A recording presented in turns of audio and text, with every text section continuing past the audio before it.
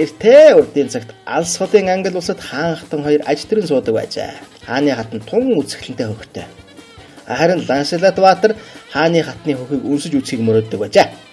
Тэгээд нэг удаа Ланселот Баатар ордны шийдтэн Мэрилинтэй уулзаад өөрийнхөө мөрөөдлийг ярьж өгөөд тусалцаа хүсв. Мэрилин харин 1000 алтан зоос өгөхөд мөрөөдлийг нь биелүүлж өгнө гэлээ. Ланселот Баатар шууд зөвшөөрлөө. Мэрилин шийдтэн өөрийнхөө лабораторид орж ирээд аимшигтай их загтлуулдаг шингэн бүтээжээ.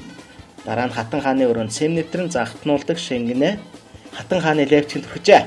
Маргааш өдөр нь Хатан хааны хоёр өхөн аимшигтай ихээр загтан үүлээ үзв. Аргагүй ихэнд Хатан хаан нөхөртөө очир байдлаа хэлсэнд хаан шийдтэн Мэрилинийг дуудлаа. Мэрилин ирж Хатан хааны биеийг үзээд маш хавар тохиолдог сонин өвчин байна. Зөвхөн Ланселот Баатрын шүвсээр л эдгэж болно юм. Хаан Ланселот Баатрыг дуудуулан тушаал буулгасны дагуу Баатраар бүтэн цагийн турш Хатан хааны хөхийг шүлстэн үнсэж гинэ.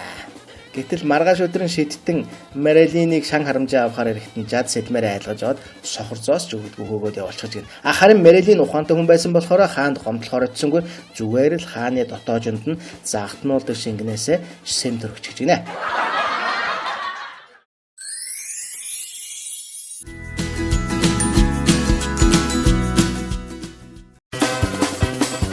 Ёо, өнөөдөр машингүй гараад баахан алхлаа.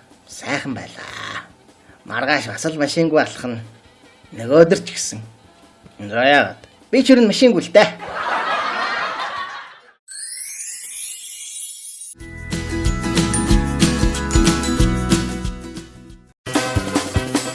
Хормын анхны шөнийн дараа залуухан ихнэр ээжтэй гомдолж байна гинэ.